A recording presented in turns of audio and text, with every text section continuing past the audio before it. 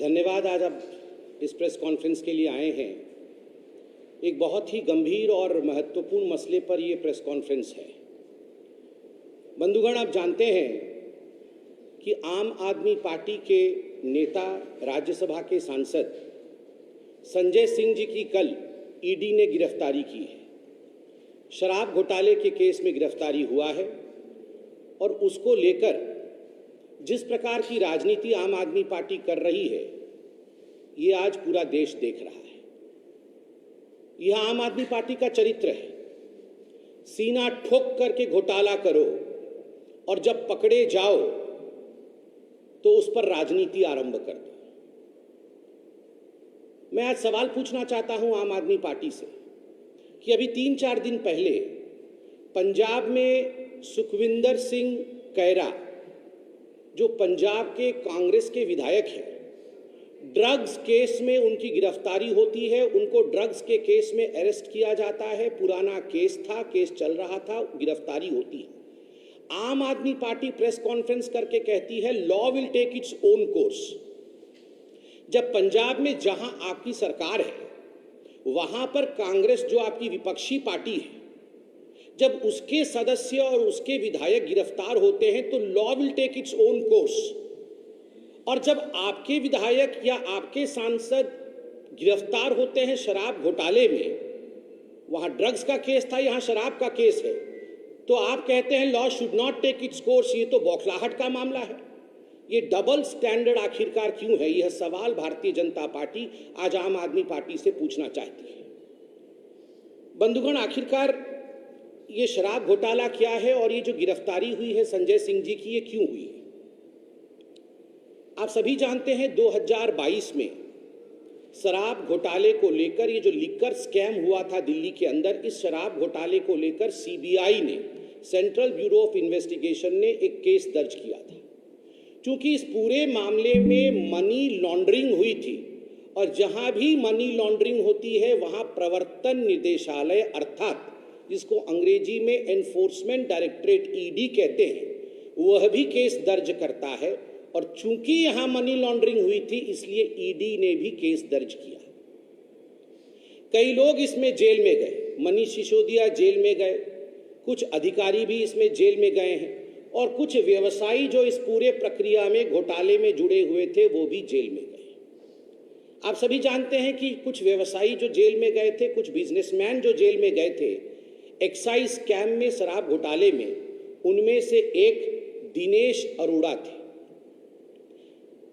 आगे चलकर दिनेश अरोड़ा ने कहा कि मैं गवाही दूंगा, मैं अप्रूवर बनूंगा। वो अप्रूवर बने और जब दिनेश अरोड़ा अप्रूवर बने तो जिस प्रकार की बातों को उन्होंने सामने रखा, वो आज पब्लिक डोमेन में है। मैं जो भी कह रहा हूं अपने मन से नहीं कह रहा।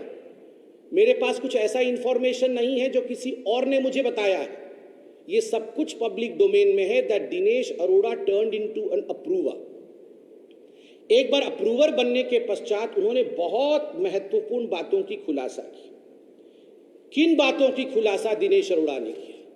दिनेश अरोड़ा जो अप्रूवर है, उसने कहा 2020 में, 2020 में संजय सिंह जी ने फोन किया दिनेश अरोड़ा को और संजय सिंह जी ने मुलाकात की दिनेश अरोड़ा के साथ।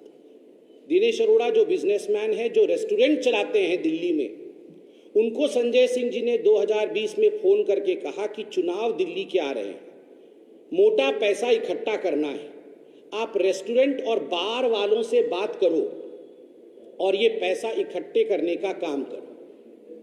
और आप देखिए किस प्रकार से इस बात को लेकर पैसा इकट्ठा करने का काम दिनेश अरोड़ा ने पूरे दिल्ली में बिजनेसमैन और बार के जो सदस्य थे उनको लेकर, उन्होंने रेस्टोरेंट और बार के जो लोग थे उनको लेकर एक मोटा माल इकट्ठा दिनेश अरोड़ा ने किया। और केवल संजय सिंह ही इन्वॉल्व हो ऐसी बात नहीं है। संजय सिंह ने दिनेश अरोड़ा को मनीष सिसोदिया से भी मिलवाया और बाद में लाखों में पैसा कलेक्शन करके ये पैसा मनीष सिसोदिया और संजय सिंह के हवाले दिनेश अरोड़ा ने किया।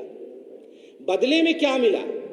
बदले में दिनेश अरोड़ा को क्या मिला, जिसको अंग्रेजी में क्विड प्रो को कहते हैं। आप अगर चार्जशीट पढ़ेंगे तो दिनेश अरोड़ा खुद स्वीकार करते हैं कि उनका कोई मामला एक्साइज डिपार्टमेंट में फंसा हुआ था। Some of his issues were stuck in the excise department, और बदले में दिनेश अरोड़ा ने कहा मैंने मोटा माल इकट्ठा किया है, ये पैसा मैंने मनीष सिसोदिया और संजय सिंह को दिया है संजय सिंह के कहने पर, तो मुझे इस एक्साइज के केस से निकाला जाए, मुझे इस एक्साइज के काम में मदद की जाए। मनीष सिसोदिया ने संजय सिंह के कहने पर एक्साइज के केस में मदद करते हुए दिनेश अरोड़ा को मदद दिया। तो आप सोच के देखिए किस प्रकार से एक क्विड प्रो को का मामला बनाया गया, किस प्रकार से इस विषय को एक दूसरे के लिए मदद की गई। बंधुगण, मुझे तो बड़ा आश्चर्य लगता है कि इतना बड़ा मामला होने के बाद भी जब जनवरी में एक्साइज डिपार्टमेंट ने, ईडी ने संजय सिंह के नाम को अपने चार्जशीट में दाखिल किया, चार्जशीट में लगाया, उस समय काफी हंगामा और बवाल कटा। आपको याद होगा संजय सिंह जी ने प्रेस कॉन्फ्रेंस किया था और कहा था कि ईडी ने गलती से मेरे नाम को अपने चार्जशीट में लिखा है। केवल संजय सिंह नहीं, अरविंद केजरीवाल जी ने भी कहा कि संजय सिंह ने हड़का दिया ईडी को, पैंट गीली हो गई इत्यादि इत्यादि। मगर वास्तविकता यह थी कि ईडी ने संजय सिंह जी के नाम को अपने चार्जशीट में 4 जगह लेखांकित किया था। The ED had put the name of Sanjay Singh at 4 places, जिसमें से 3 जगह सही था, 1 जगह टाइपो एरर होने के कारण नाम जुड़ गया था, जिसको कि कोर्ट में ईडी ने कहा कि 3 जगह जो संजय सिंह के नाम को लिखा गया है ये सही लिखा गया है। उसके बावजूद जिस प्रकार का ड्रामा संजय सिंह, अरविंद केजरीवाल और आम आदमी पार्टी ने किया है, यह सब आप देख सकते हैं। आपके सामने अरविंद केजरीवाल और संजय सिंह ये झूठ बोल रहे थे कि ईडी के चार्जशीट में उनका नाम नहीं था। ये शराब नीति आखिरकार क्या है इसके बारे में भी मैं बताऊंगा, मगर कल मुझे बड़ा आश्चर्य लग रहा था कि अरविंद केजरीवाल कल रात को कह रहे थे कि संजय सिंह के घर से कुछ नहीं निकला। अगर कुछ नहीं निकला तो गिरफ्तारी कैसी हो सकती है? आप मुझे ये बताइए कि जो पिक पॉकेटर होता है, जो जेब कतरा होता है, जब जेब कतरा पकड़ा जाता है तो उसके घर से, उसके जेब से बटुआ निकलता है, उसके जेब से एक पर्स निकलता है। जब चेन स्नैचर पकड़ा जाता है तो उसके घर से, उसके जेब से वो सोने की चेन निकलती है जिसे छीन के वो भाग रहा होता है। जब चिंदी चोर पकड़ा जाता है, छोटा सा चोर पकड़ा जाता है तो उसके घर से टूटी, बकेट, जो इत्यादि वो चोरी का सामान इकट्ठा करता है, वो चोरी का सामान निकलता है। जब डकैत पकड़ा जाता है तो उसके घर से छर्रे और कट्टे पकड़े जाते हैं। मगर जब भ्रष्टाचार का डॉन पकड़ा जाता है तो उसके घर से बटुआ नहीं निकलता, उसके घर से चेन नहीं निकलता, उसके घर से कोई चोरी का टोटी नहीं निकलता, उसके घर से छर्रे और बंदूक नहीं निकलते, उसके घर से इंक्रिमिनेटिंग डॉक्यूमेंट्स अर्थात दस्तावेज निकलता है। दस्तावेज जो कई बार मोबाइल फोन के अंदर और कई बार लैपटॉप के अंदर बंद होता है, ऐसे दस्तावेज निकलते हैं। और आज मैं सूत्रों के हवाले से कह सकता हूं, मीडिया के सूत्रों के हवाले से यह खबर है कि जिस प्रकार कल रेड हुआ संजय सिंह जी के घर में और जो दस्तावेज संजय सिंह जी के घर से निकले वो आम आदमी पार्टी के बहुत ऊपर तक पहुंच रहे हैं, इंगित बहुत ऊपर तक हो रहा है। As far as the incriminating documents that have been procured from the house and the premises of Sanjay Singh is concerned, as far as media sources are to be believed, they say that these documents are going to increment, these are going to, in fact, ये फंसाएगी, ये किसी न किसी ऐसे व्यक्ति को फंसाएगी जो आम आदमी पार्टी के चेन में बहुत बड़ा है। आज आप एक बात जान लीजिए, ये आम आदमी पार्टी ये कोई जेब कतरा नहीं है, ये आम आदमी पार्टी कोई चेन स्नैचर नहीं है, ये आम आदमी पार्टी कोई चिंदी चोर नहीं है, ये आम आदमी पार्टी कोई साधारण डकैत नहीं है, ये डॉन है, भ्रष्टाचार के डॉन। इस कारण से जिस प्रकार की बौखलाहट आम आदमी पार्टी में आज देखने को मिल रहा है, ये पूरा हिंदुस्तान देख रहा है। और जहां तक अरविंद केजरीवाल और आम आदमी पार्टी का सवाल है। ये जो प्रश्न बीच बीच में उठाते हैं और कहते रहते हैं कि आज इन्होंने मनीष सिसोदिया को गिरफ्तार कर लिया, आज इन्होंने फलाने को गिरफ्तार कर लिया, कल हो सकता है इसको गिरफ्तार कर ले, क्यों नहीं? Law will take its own course. और कानून में साधारणतः असेंडिंग ऑर्डर में गिरफ्तारी होती। पहला छोटा चोर पकड़ा जाता है, उसके घर से फिर कागज निकलता है, फिर वो बताता है कि अरे मुझे तो फलाने ने बताया था। उसके बाद बड़ा चोर पकड़ा जाता है, उसके बाद थोड़ा बड़ा चोर और पकड़ा जाता है, और अंततो गत्वा सबसे बड़ा जिसके कहने पर ये सब कुछ हुआ था वो पकड़ा जाता है। इस कारण से इसमें किसी प्रकार का संदेह मत रखिए कि किसी को छोड़ा जाएगा। जो लोग इन्वॉल्व हैं इस शराब घोटाले में, क्योंकि इसमें करोड़ों के राजस्व की नुकसान हुई, करोड़ों के राजस्व का नुकसान हुआ है। जो लोग इसमें इन्वॉल्व हैं उनमें से किसी को भी नहीं छोड़ा जाएगा, किसी को भी नहीं बख्शा जाएगा। मुझे याद है, जहां तक ये शराब घोटाला है, 22 मार्च 2021 को नई शराब नीति, न्यू एक्साइज पॉलिसी दिल्ली सरकार ने बनाया था और 17 नवंबर 2021 को इसे लागू किया गया था। 17 नवंबर 2021। उस समय खुद अरविंद केजरीवाल जी ने प्रेस कॉन्फ्रेंस करके कहा था कि पूरे विश्व में इस प्रकार की शराब नीति कहीं नहीं होगी, राजस्व आगे बढ़ेगा, हम माला माल हो जाएंगे। पहली बार पूरे विश्व में ऐसा हुआ कि बोतलें तो ज्यादा बिकी, पैसा कम आया। ऐसा आप बताइए, दुनिया में कहीं आपने सुना है? शराब की बोतल ज्यादा बिके और पैसा और राजस्व कम आए, ऐसा पूरे विश्व में कहीं नहीं होता है। ये पहली बार पूरे विश्व में ऐसा हुआ। बंधुगण, भारतीय जनता पार्टी ने कुछ सवाल बार बार पूछे थे। आज दोबारा ये सवाल शराब नीति को लेकर, संजय सिंह को लेकर, मनीष सिसोदिया को लेकर मैं दोबारा पूछता हूं, क्योंकि संजय सिंह भी गिरफ्तार हुए। आपने पहली बार ऐसा हुआ दिल्ली में, और क्यों किया ऐसे कि कानूनी सलाह के बावजूद आपको एक्साइज डिपार्टमेंट ने कानूनी सलाह दिया था कि आप अपने पुराने शराब नीति को मत बदलिए। उसके बावजूद आपने पुराने शराब नीति को बदला। क्या कारण था आपने बदला? क्या कारण था कि मैन्युफैक्चरर के हाथ में रिटेल देना यह गैर कानूनी है, मगर आपने मैन्युफैक्चरर के हाथ में रिटेल दिया?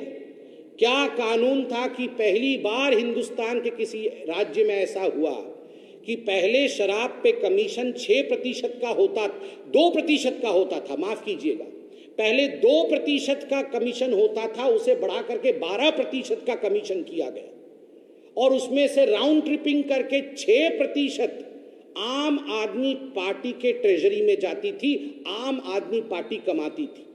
आप बताइए, 2% से 12% बढ़ाने का काम, शराब नीति में कमीशन बढ़ाने का काम कारोबारियों का, प्राइवेट इंडिविजुअल्स का, ताकि ये पैसा आम आदमी तक पहुंचे, इसके पीछे मनीष सिसोदिया और संजय सिंह थे। इसलिए बेधड़क कानून अपना काम करेगी और जो लोग जनता के पैसा को शराब के माध्यम से लूटने का काम कर रहे थे उनको छोड़ा नहीं जाएगा। क्या कारण था कि 145 करोड़ 145 करोड़ रुपया ये शराब कारोबारियों का माफ किया गया, वह भी बिना किसी कैबिनेट के नोट के, बिना कैबिनेट के मंजूरी के 145 करोड़ रुपए शराब कारोबारियों का माफ किया गया। किसने इजाजत दी? अगर संजय सिंह जी और मनीष सिसोदिया इसमें रिस्पॉन्सिबल है तो क्या कानून उनको छोड़ देगी, या कानून का हाथ इनके गिरेबान तक पहुंचना चाहिए? एयरपोर्ट जोन में एयरपोर्ट अथॉरिटी ने शराब के ठेके खोलने को मना कर दिया। उसके बाद 30 करोड़ रुपए एयरपोर्ट जोन के जो लाइसेंस होल्डर थे शराब की दुकानों की, उनको आपने वापस कर दिया, जबकि ये पैसा जब्त होना चाहिए था। ये 30 करोड़ रुपए जनता का आपने वापस क्यों किया अपने मित्रों को? इसका जवाब संजय सिंह दे। संजय सिंह जी से हम यह भी पूछना चाहते हैं कि आप बताइए, आखिर क्या कारण था कि बिना किसी ठीक ठाक तरीके से रिसर्च किए हुए जिस शराब नीति को आप लेकर आए थे, अंततो गत्वा आपको यह शराब नीति वापस लेनी पड़ी? क्यों वापस लेनी पड़ी ये शराब नीति? अगर ये एक्साइज पॉलिसी ठीक थी तो इसे वापस लेनी क्यों पड़ी? आप यहां वहां की बातें करते हैं अरविंद केजरीवाल जी, मगर आप काम की बात कोई नहीं करते। आज आप बताइए, अगर आपने काम की बात की होती, कोर्ट में जाकर आपने सही आंकड़े रखे होते तो आपके deputy chief minister Manish Sisodia क्या आज तक जेल के अंदर होते? आप बताइए। आप तो कहते हैं कि मैं मनीष सिसोदिया जी को विश्व का सबसे अच्छा शिक्षा मंत्री मानता था, मेरे करीबी मित्र हैं। जब मनीष सिसोदिया जी गिरफ्तार हुए थे तो आप उनके घर चले गए थे, जैसे आज संजय सिंह के घर गए हैं। आप इनके घर चले गए, सब कुछ आपने किया, मगर कोर्ट में आपके पास अगर तथ्य होता तो पेश करते तो आज सत्येंद्र जैन और मनीष सिसोदिया बाहर होते, बेल पे, कोर्ट के अंदर नहीं होते, कोर्ट के अंदर वीआईपी ट्रीटमेंट नहीं ले रहे होते। जब भी कोई आम आदमी पार्टी से चाहे राशन कार्ड बनाने के लिए पकड़ा गया हो, चाहे फर्जी डिग्री के लिए पकड़ा गया हो, चाहे भ्रष्टाचार में पकड़ा गया हो, हमेशा उन मंत्रियों के साथ अरविंद केजरीवाल पहले तो खड़े होते हैं, उसके बाद टाइम टाइम फिस हो जाता है, उसके बाद वो एक दिन नजर नहीं आते हैं। संजय सिंह जी के साथ भी यही होने वाला है, संजय सिंह जी के साथ भी यही होने वाला है। औपचारिकता निभा दी, उनके घर पे जाके प्रेस कॉन्फ्रेंस करके अब मुड़ के देखने वाले नहीं है। और याद करिए, कल अरविंद केजरीवाल जी प्रेस कॉन्फ्रेंस में कह रहे थे पीएम बौखला गए, प्राइम मिनिस्टर डर गए। अरे संजय सिंह जी, ये शेर आया ये हर दिन नहीं चलता है कहानी। जब गुजरात के चुनाव थे, गुजरात के चुनाव के समय मनीष सिसोदिया जी की गिरफ्तारी हुई थी, आप ही ने प्रेस कॉन्फ्रेंस करके कहा था कि मनीष सिसोदिया की गिरफ्तारी हो गई, 6% वोट बढ़ जाएगा, आम आदमी पार्टी जीत जाएगी। आम आदमी पार्टी प्रचंड बहुमत के साथ गुजरात में सरकार बना रही है, इसलिए मोदी जी डर गए हैं। जमानत जब्त हुई आपकी, एक सीट नहीं जीत पाए आप वहां पर। और आज फिर से वही डायलॉग, डर गए, बौखला गए। अरविंद जी, हम डरे नहीं, हम बौखलाते नहीं, हमने कमर कसा है, भ्रष्टाचार को मिटाना है। और आप जैसे लोग जिन्होंने पन्ने निकाले थे कि ये देश के सबसे भ्रष्ट नेता है, जिनमें लालू प्रसाद यादव का भी नाम था, जिनमें सोनिया गांधी का भी नाम था, जिनमें राहुल गांधी का भी नाम था, जिसमें रॉबर्ट वाड्रा का भी नाम था, आज गलबहिए करते फिर रहे हैं उनके साथ अरविंद केजरीवाल जी। आपके ही शब्द थे कि ये देश के सबसे भ्रष्ट नेता हैं, उनके साथ आज घमंडिया अलायंस आप बना रहे हैं, डरे घमंडिया अलायंस। आपने चोरी की है, आपने भ्रष्टाचार किया है, तो डरना तो पड़ेगा, क्योंकि जनता की पैसा कोई लूट लेगा, ये नहीं हो सकता है। ना खाऊंगा ना खाने दूंगा। हो सकता है अरविंद केजरीवाल जी आप ये भूल गए, मगर दोबारा भारतीय जनता पार्टी आपको याद दिलाती है, न खाऊंगा न खाने दूंगा, और जिसने खाया है उससे निकलवाऊंगा। बहुत बहुत धन्यवाद। सर, आप उड़ीसा से बिलोंग करते हो, आप नेशनल पॉलिटिक्स में उड़ीसा रिप्रेजेंट करते हो, आप नेशनल इशू पे पीसी बुलाते हो। यहाँ पे हाल ही में सीएजी ने रिपोर्ट दिया जहाँ पे सस्पेक्टेड करप्शन हुआ है, चाहे वो प्रधानमंत्री आवास योजना बोले या स्टूडेंट स्कॉलरशिप बोले, तो इस पे आपका क्या? उस पर भी पीसी बुलाएंगे यथाशीघ्र। अभी बोल दीजिए ना सर। नहीं, एक पीसी का सिस्टम होता है ना, हम लोग उस पर पीसी रखेंगे, पीसी में आएंगे। Thank you so much friends.